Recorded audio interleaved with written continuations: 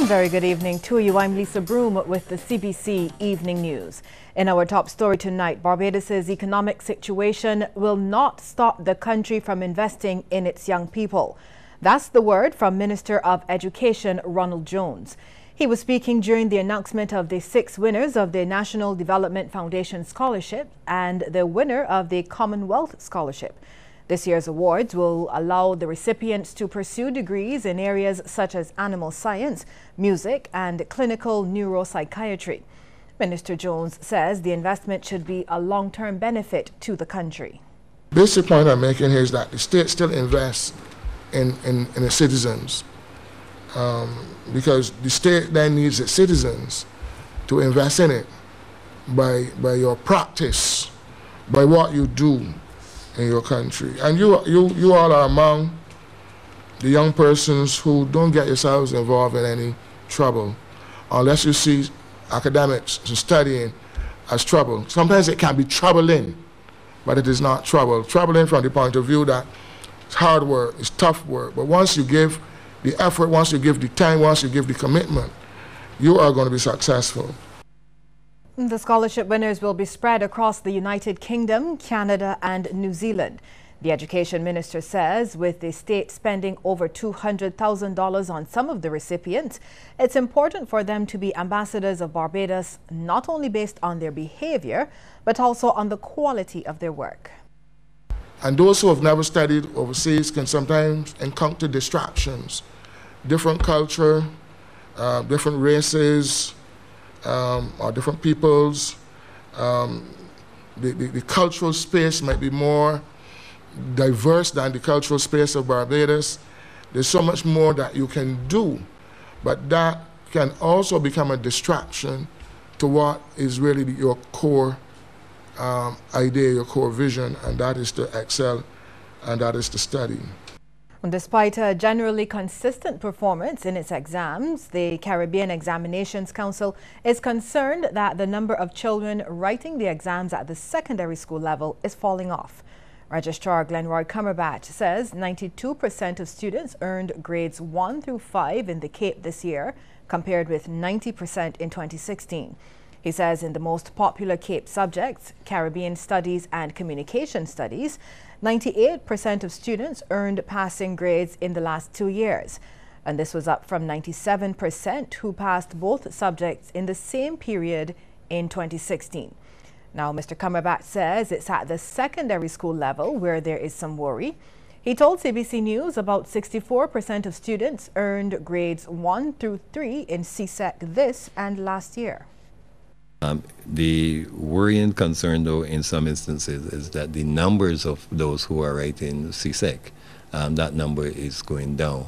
And it is something that we got to be concerned about, not only from CXC point of view, but from those people coming out of school who are prepared and who are ready to go into the world of work. Generally, persons will need 5 subjects to go into the world of work, CSEC subjects.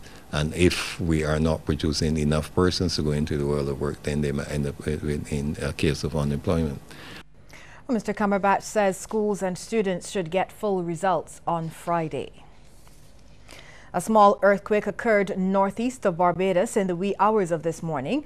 This is according to the Trinidad-based Seismic Research Center. It measured 3.8 on the Richter scale and was recorded at 1:50 a.m.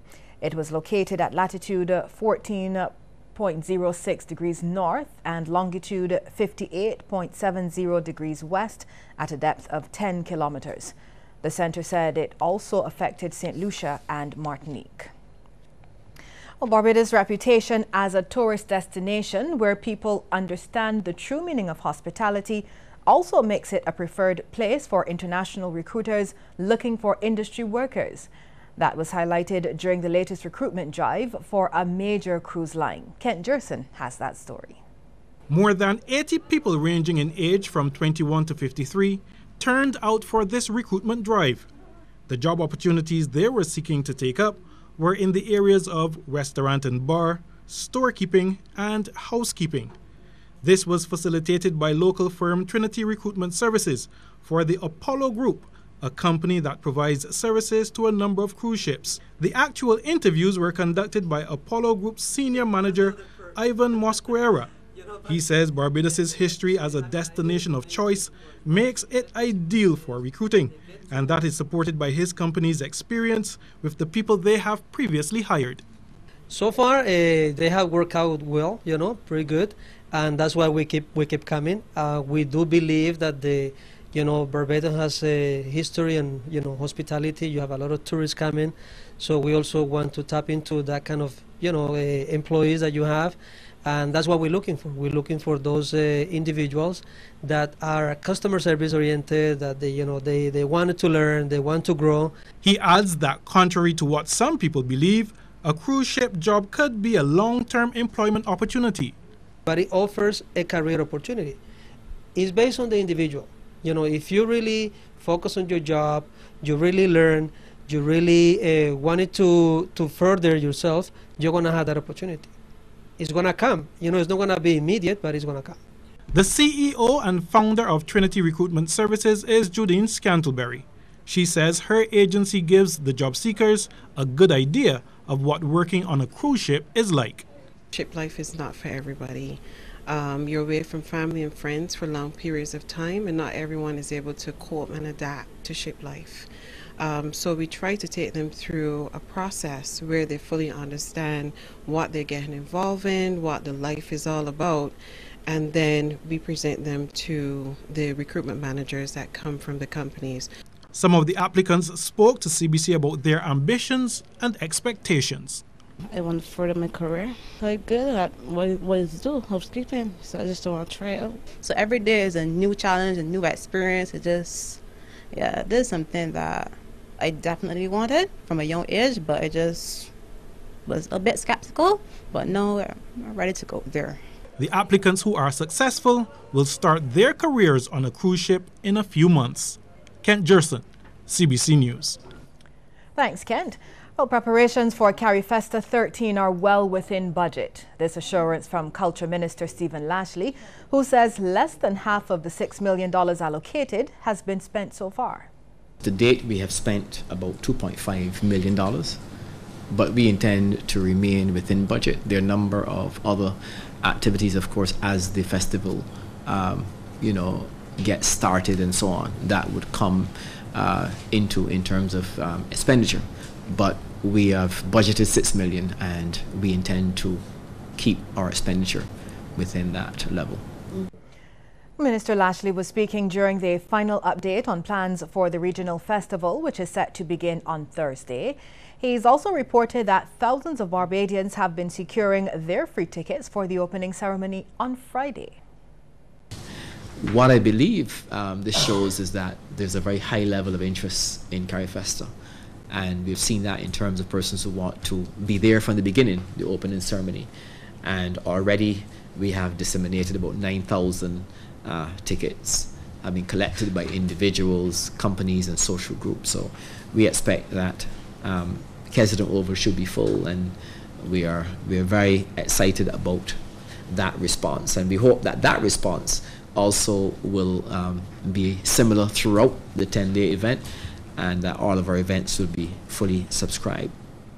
More than 200 police officers will be deployed during the staging of CariFesta 13. Word of this from Inspector Wayne Archer of the Royal Barbados Police Force. Inspector Archer is, however, assuring that this will not diminish the force's work in maintaining order across the country. The RBPF acknowledges that there are some 514 events, some 23 venues, that is venue. We understand that some venues have more than one space being utilized at the same time. And specifically between the, let's say, the 20th and the 26th, we can see some 214 police also deployed to police these events. Now, though we will police the events and the activities, we have to undertake the general policing of Barbados. Inspector Archer was speaking during that press conference to update the media on the status of preparations for the festival. Delegates from 27 countries are expected to begin arriving from today, and Inspector Archer says there will be an increased police presence at the airport and the Bridgetown port. It's likely that you'll see an increase in police presence consistent with the amount of persons coming and going through those points. The presence should not be intrusive, but it will be there in any factor, perhaps to oversee what our partners, immigration and customs, their duties at the specific point of entry. Well, Bashment Soca and Road March King Stiffy is still celebrating. We'll tell you how after this break.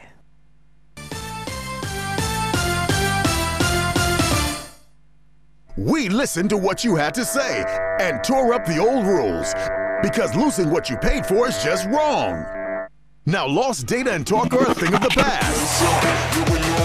Only Digicel gives you unlimited rollover data and talk. Just buy and renew your Quick Pick bundle before it expires and keep what's rightfully yours. Never lose what you don't use. Go to My Digicel app to bundle up and roll over today. Digicel.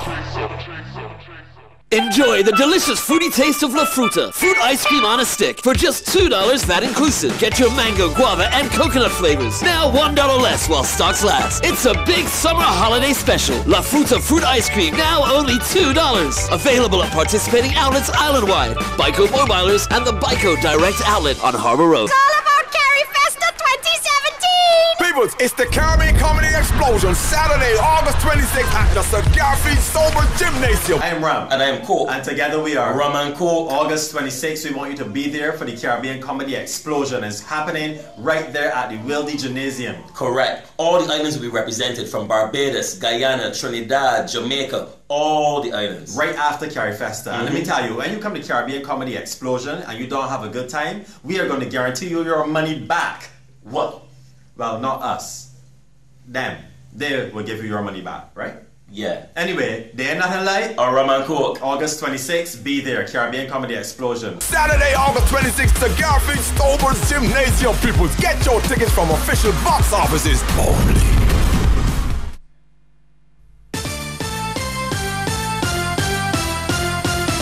The 28-year-old held on Saturday with 50 rounds of ammunition has been remanded to prison. Members of the anti-gun unit arrested Rashid Omar Haynes after he was found with the ammunition in his possession along Fontebelle Road. Now, reports are that the officers saw Haynes standing outside a car and searched him. The 5th Avenue Alkins Land Eagle Hall St. Michael resident appeared in the District A Magistrates Court today before Magistrate Christy Cuffy Sargent. Haynes will reappear in court on September 11th. Well, Crop Over 2017 may be over, but Shane Stiffy Atkinson is still celebrating. He took to the streets yesterday to thank several of his fans after retaining his Bashment Soca crown and winning his first Tune of the Crop title. Although he was under the weather, Stiffy still faced the sun to join his Star Quality Entertainment team on a victory and thank you motorcade in the north of the island. For close to 4 hours, they moved through several St. Peter and St. Lucie districts, including his hometown, Malana Quarter. Everybody coming out, bringing out the kids, getting pictures, taking pictures. I really ain't 100% know where I 78, but I still cranking still because I can't postpone it any longer because after this week, I got traveling to do, so I had to do it this week and I was sick, so everybody just come together, pull apart. My family, my team, my management, everybody just play a part into just making sure that everybody get a piece of the celebration because I haven't done anything since it was my birthday, being that my birthday was on the same day as Bashment Soca finals, and then I had to go away the next day, so we ain't get no time at all to just settle down and relax at all. Many residents, such as these upcoming artists, see him as a role model. Well, Stiffy's to me is well deserved for someone that paying a lot of effort and work, watching him and going in bars when no one wanted him to sing, and then like people not paying him and what's not, but as he made it big, everybody wants him. It's a good victory for him, and I hope that he keeps doing well. That's the truth. And as an aspiring artist, me and my friend here, the money, looking to bring some songs next year, it really helped us to push us. Well, that night, that really showed me a lot. I can't write music, but I try everything. I wish I could be like Just because of Stiffy. You're real good. Stiffy's the best. He inspired us a lot. Basically, like, that's something that we always wanted to do. So we had to get a little helping hand, right? The guys telling us, well, your song sound good, you gotta work on something else, that kind of thing, right? So like, that was a real nice thing for the North, a very nice thing for the North. You know what I'm saying? Loved it a lot. He got nice songs, and we want to come out just like he. This year, Stiffy won the Bashment Soca and Road March titles. And he already has his eyes fixed on retaining these 2 crowns in 2018. Rianne Phillips, CBC News. Thanks, Rianne. Well, people who volunteer with the island's district emergency organizations could, in the near future, have insurance coverage when they are called out in the aftermath of a disaster. This from Director of the Department of Emergency Management, Kerry Hines. She was responding to a question from one of the participants in a training workshop for members of the St. George and St. Thomas DEOs at the Valley Resource Centre. Ms. Hines acknowledged that the volunteers are asked to give an important community service to which some liability is attached, and she says insurance for them is a major issue. We are currently looking at seeing how best we can tackle the whole question of insurance for volunteers. It is a work in progress. Once we would have updated the chairpersons of the district emergency organizations in June in terms of the progress in terms of the progress with the whole insurance issue. And just to note that we are still actively working on that, and hopefully we will get that issue, that concern solved. Well, while thanking the volunteers for their work, Ms. Hines encouraged them to focus on getting young members in their recruitment drives. When we take a look around, we see a dedicated cadre of mature persons in the DEO. While all of you in your varying capacities have served the community well, there's definite need for an injection of youth. I encourage you, when you profile and train in the community, you make a concerted effort to target the younger persons. I believe that there is a tremendous latent reservoir of talent, skills, and resources in our communities that we haven't unlocked. The Caribbean Congress of Community Practitioners is concerned about the level of crime in Barbados, and Secretary General Nicole Murray says something needs to be done about it. She says young people especially are very frustrated, and there's a level of hopelessness among them.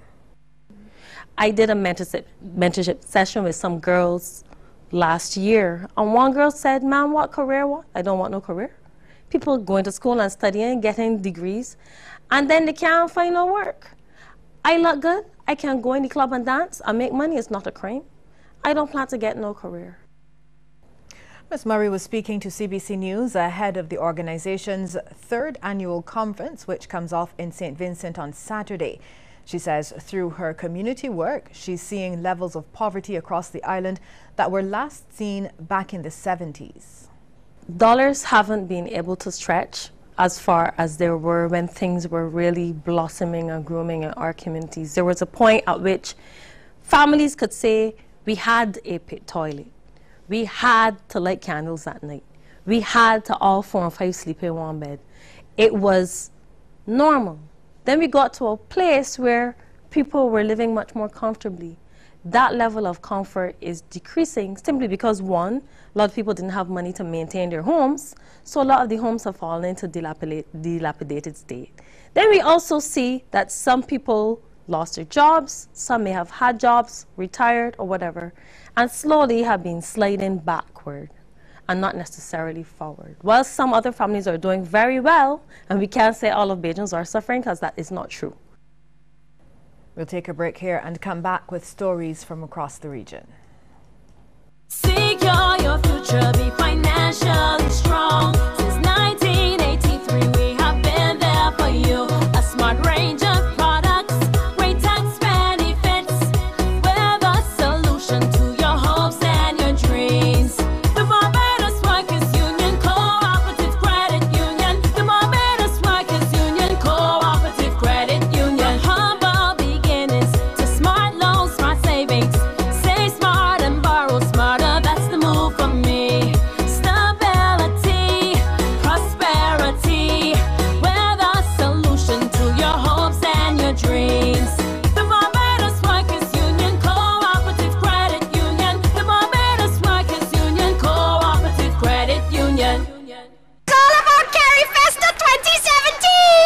It's the Caribbean Comedy Explosion, Saturday, August 26th at the Cigar Feed Sober Gymnasium. Right, so on the 26th of August. 26 August 2017. The place to be is the Caribbean Comedy Explosion at the... I will be there. I will be there. I will be there. I gymnasium. Jimmy, gymnasium. All right, hey, done. And the tickets from Ticket Link. Hey, hold on. And a lot of people from the Caribbean gonna be there, from Trinidad, Jamaica, Barbados. I gonna be there. I gonna be there. She coming, right? But I hope that when I coming too, this thing can be egg-run. All the comedians. 26th of August at the Ruby Gymnasium. What is it? Caribbean Comedy Explosion. Boom! I can be there. Saturday, August 26th, Cigar Feed Sober's Gymnasium. People, get your tickets from official box offices only.